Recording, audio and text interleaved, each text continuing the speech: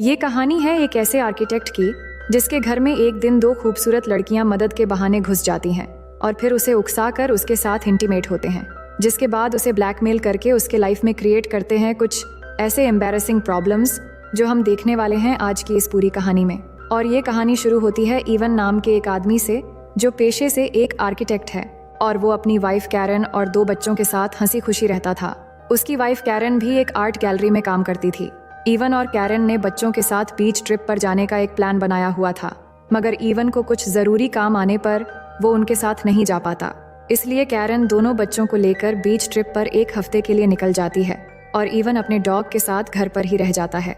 अब उसी रात जब इवन अपने घर में काम कर रहा था तो उस समय बाहर बहुत तेज बारिश हो रही थी। तभी उसके घर की डोरबेल बजती है।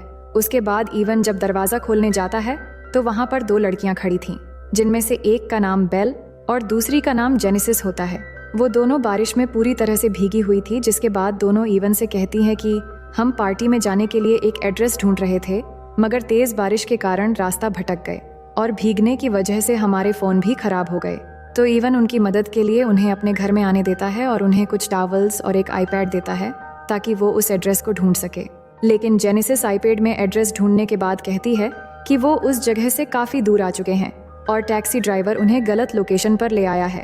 तो इवन उनके लिए एक कैब बुक करता है जो 45 मिनट में यहाँ पर पहुँचने वाली थी। अब दोनों लड़कियाँ काफ़ी भीग चुकी थीं, इसीलिए वो इवन से अपने कपड़ों को ड्रायर में सुखाने के लिए कहती हैं। उसके बाद बेल और जेनेसिस इवन का वॉशरूम यूज़ करने के बाद उसके पास आती है, जहाँ पर इवन उनके लिए चाय बना रहा था। उसके बाद वो सभी लिविंग रूम में आकर आपस में बात करने लगते हैं, जहाँ बेल और जेनेसिस बार बार इवन के करीब आने की कोशिश करने लगती हैं, जिससे परेशान होकर इवन दूसरी कुर्सी पर जाकर बैठ जाता है और अपना फ़ोन निकाल कर देखता है, जिसमें कैब के आने का टाइम अब सिर्फ 20 मिनट बचा था। फिर इवन उनसे पूछता है कि तुम लोग क्या काम करते हो, जिस पर वो बताती है कि हम दोनों एयर होस्टेस हैं। इसी दौरान बेल और जेनेसिस लगातार इवन को उकसाने की कोशिश करती हैं, जिससे इवन दोबारा उनसे अलग जाकर दूसरी कुर्सी पर बैठ जाता है। दरअसल इवन शादीशुदा था, इसलिए वो बेल और जेनेसिस को बार बार उकसाने पर भी उनसे दूरी बना रहा था। लेकिन बेल और जेनेसिस अपनी लाइफस्टाइल और देश विदेश में घूमने की कहानी इवन को बताने लगती है और इवन को उनके साथ इंटीमेट होने के लिए उकसाने लगती है। इसी दौरान इवन फिर से फ़ोन को चेक करता है और देखता है कि अब कैब सिर्फ 5 मिनट की दूरी पर है। तभी जेनेसिस वॉशरूम यूज करने के बहाने वहां से उठकर चली जाती है और बेल फिर से इवन को सिड्यूस करने की कोशिश करती है। तभी इवन को कैब ड्राइवर का कॉल आता है, क्योंकि कैब इवन के घर के बाहर आ चुकी थी। इसीलिए बेल जेनेसिस को बुलाने के लिए वॉशरूम की तरफ चली जाती है और इवन उनके कपड़े लेने चला जाता है। लेकिन बेल और जेनेसिस काफी देर तक वॉशरूम से न आने पर वो उनके कपड़े लेकर बाथरूम की तरफ जाता है और डोर नॉक करता है, मगर वो दोनों बाहर नहीं आ रही थी। तो इवन अपनी आंखों पर हाथ रखता है और अंदर चला जाता है। अब इवन के अंदर पहुंचने पर हम देखते हैं कि बेल और जेनेसिस पूरी तरह से बिना कपड़ों की थी और इवन के अंदर आते ही वो उसको अपनी तरफ आकर्षित करने के लिए उसके साथ जबरदस्ती करने लगती है, मगर इस बार इवन अपना कंट्रोल खो देता है और बाथरूम में उनके साथ इंटीमेट होने लगता है और फिर बेडरूम में भी इंटीमेट होता है। और इस तरह से पूरी रात बीत जाती है और सुबह हो जाती है, जिसके बाद जब इवन उठता है तो उसे बेल और जेनेसिस कहीं दिखाई नहीं देती, जिससे इवन को लगता है कि वो दोनों शायद चली गई। लेकिन तभी उसे किचन से उन दोनों के हंसने की आवाज़ आती है। तो इवन वहां जाकर देखता है कि उन्होंने उसके किचन का बहुत बुरा हाल कर दिया है। ये सब देखकर इवन उनसे उनके घर छोड़ने की बात कहता है। तभी इवन की वाइफ की वीडियो कॉल आती है, तो वो फ़ोन पर बात करने के लिए बाहर चला जाता है और बात करने के बाद वो अंदर आकर दोनों को अपने कपड़े पहनकर उन्हें घर से निकल जाने के लिए बोलता है। मगर बेल और जेनेसिस उसके घर से जाने के बजाय उसके वाइफ की आर्ट को खराब करने लगती है, जिससे परेशान होकर इवन उन दोनों को पुलिस बुलाकर जेल भिजवाने की धमकी देता है। मगर बेल इवन से कहती है कि हम दोनों अंडर एज हैं और तुम हमारे साथ इंटीमेट हो चुके हो, इसलिए पुलिस तुम्हें रेप केस में अरेस्ट कर लेगी। तभी दरवाजे पर इवन की वाइफ की एक फ्रेंड आई होती है, तो इवन उन दोनों से बाहर न आने की बात कहकर दरवाजा खोलने जाता है। तभी इवन की बात करते समय जेनेसिस वहां आकर उससे चिपकने लगती है, जिस कारण उसकी वाइफ की फ्रेंड इवन को बहुत भला बुरा कहकर वहां से चली जाती है। इसके बाद इवन अंदर जाकर दोनों लड़कियों को बहुत डांटता है और इस बार सच में पुलिस को फोन लगा देता है, जिससे बेल और जेनेसिस डर कर उसके घर से जाने के लिए मान जाती है और फिर जैसे तैसे इवन उन्हें अपने गाड़ी में बिठाकर एक घर के बाहर छोड़कर चला आता है और वापस आकर वो पूरे घर की सफाई में लग जाता है, क्योंकि बेल और जेनेसिस ने उसके पूरे घर को गंदा कर दिया था।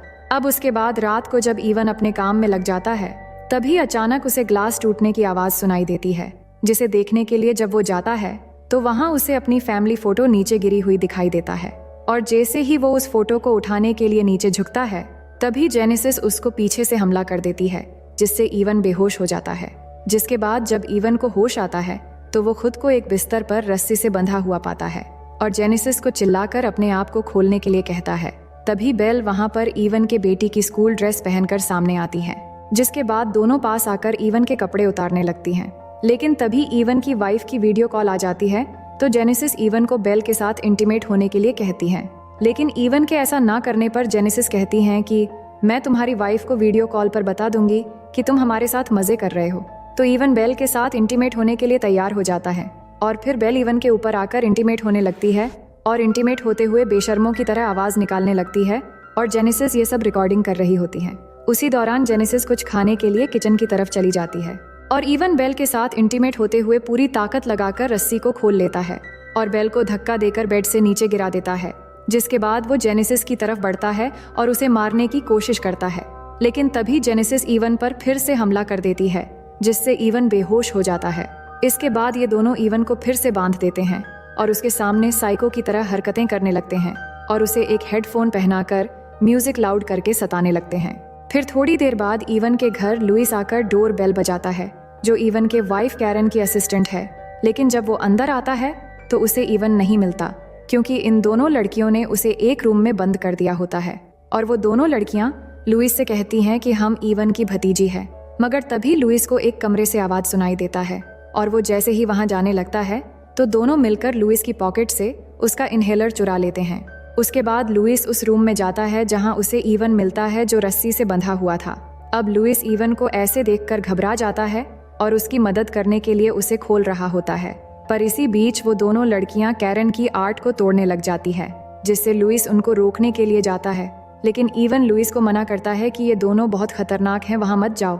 लेकिन लुइस फिर भी उन्हें रोकने के लिए वहां चला जाता है और उन दोनों को रोकने की कोशिश करता है, पर वो नहीं मानती और कैरन के आर्ट को तोड़ती रहती है। और इसी बीच लुइस को सांस लेने में तकलीफ होने लगती है, क्योंकि लुइस को अस्थमा होता है। और जैसे ही वो अपनी जेब में हाथ डाल के अपना इनहेलर निकालने की कोशिश करता है तो उसका इनहेलर पॉकेट में नहीं मिलता, क्योंकि उसका इनहेलर उन दोनों ने पहले ही निकाल लिया था। अब वो दोनों लड़कियां लुइस का इनहेलर एक दूसरे को कैच करने लगती हैं और लुइस उन दोनों से इनहेलर लेने की कोशिश कर रहा होता है। और इसी बीच लुइस का पैर फिसल कर उसका सर एक पत्थर से टकरा जाता है, जिससे वहीं पर ही उसकी मौत हो जाती है। और ये देख के दोनों लड़कियां हंसने लग जाती हैं। अब ये सब देखकर इवन को ये समझ आ जाता है कि ये दोनों लड़कियां पूरी तरह से साइको है। जिसके बाद ये दोनों लुइस की लाश को पेपर से ढककर उसके ऊपर पेंट करके एक मूर्ति की तरह बनाकर उसके लाश को ठिकाने लगा देते हैं। और इवन के फोन से लुइस के फोन पर ऐसा मैसेज करते हैं ताकि बाद में लोगों को लगे कि लुइस और कैरन की अफेयर चल रहा था, और इसका बदला लेने के लिए इवन ने ही लुइस को मार डाला। अब इसी दौरान इवन अपने पैरों से अपनी वाइफ को आईपैड से मैसेज करने की कोशिश करता है, लेकिन इसमें भी वो पकड़ा जाता है और वो दोनों उसका आईपैड बाहर फेंक कर तोड़ देती है। जिसके बाद वो दोनों पूरे घर की सारी चीजें तोड़कर तहस नहस कर देती हैं और फिर उसके घर के गार्डन में एक गड्ढा खोदती है।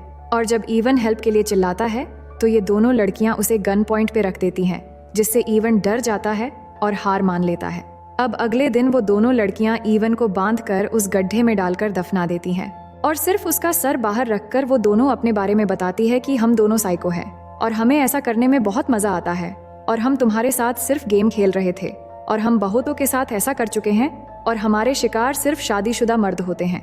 इसके बाद वो दोनों उसका मोबाइल निकालती है और उसको वो वीडियो दिखाती है जिसमें बेल इवन के बेटी की स्कूल ड्रेस पहनकर उसके साथ इंटीमेट हो रही थी। जिसके बाद उस वीडियो को इवन की फेसबुक प्रोफाइल पर अपलोड करके टाइटल पर लिखती है हैप्पी फादर्स डे, ताकि लोगों को ये लगे कि इवन अपनी बेटी के साथ ही इंटीमेट हो रहा है। और फोन को वहीं पर छोड़कर वो दोनों वहां से चली जाती है। जिसके बाद इवन जैसे तैसे अपना हाथ निकालकर वीडियो को डिलीट करने की कोशिश करता है, लेकिन गलती से वो वीडियो डिलीट होने की बजाय लाइक हो जाती है। अब थोड़ी देर बाद हम देखते हैं कि इवन के वाइफ और बच्चे घर में आते हैं तो उन्हें पूरे घर का सामान बिखरा हुआ दिखता है, पर कैरन को कुछ समझ नहीं आता और उसे लगता है कि उनके जाने के बाद इवन ने अपने दोस्तों के साथ बहुत मजे किए हैं। और इसी के साथ ये मूवी यहीं पर खत्म हो जाती है। तो दोस्तों, कहानी कैसा लगा कमेंट करके जरूर बताना और वीडियो को लाइक और चैनल को सब्सक्राइब कर देना।